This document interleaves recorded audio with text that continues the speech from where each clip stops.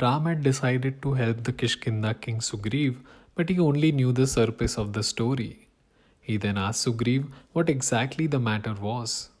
Sugriv went on to tell the following story about him and his brother Vali. Vali was known for his valor and courage all over the world. He was said to be the strongest of the warrior, and no one could overpower him in bare strength. He was a righteous king, and he had the support of the people.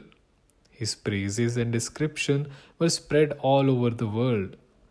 One demon named Dundumbi wanted to prove him wrong and defeat him. He challenged Vali to a duel. Vali agreed. The battle went on for a while, but then Dundumbi was no match for the mighty Vali. He defeated the demon and broke him apart. His blood flowed all around like a river. While Vali was gleaming with pride in his victory, he heard an angry voice. This was the voice of sage Mahanta, who was angry because the blood of a demon Dudumbi had polluted all the hermitage of sage Mahanta on Mount Rishyamukha.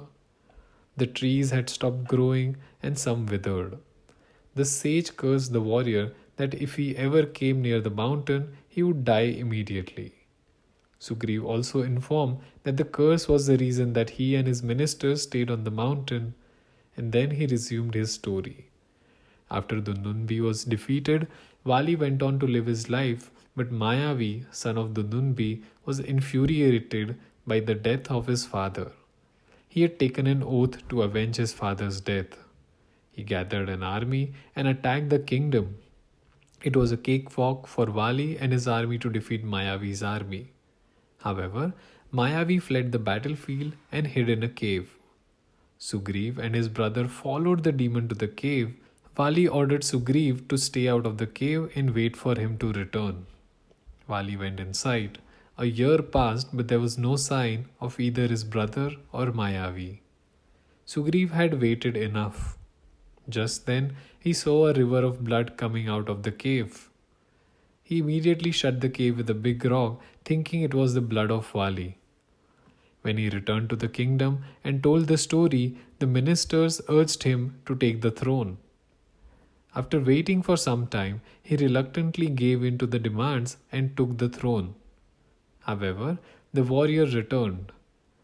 On seeing Sugriv take his throne and rule the country, he thought it was all a plan of Sugriv to deceive Vali and take the throne. Vali got so angry that he sent Sugriv to exile and enslaved Ruma, Sugriv's wife.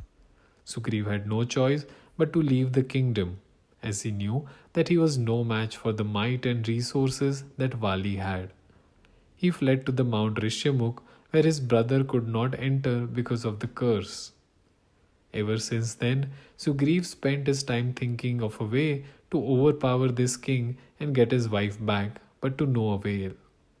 Ram heard this story passionately and immediately told Sugriv to take him and go to Vali.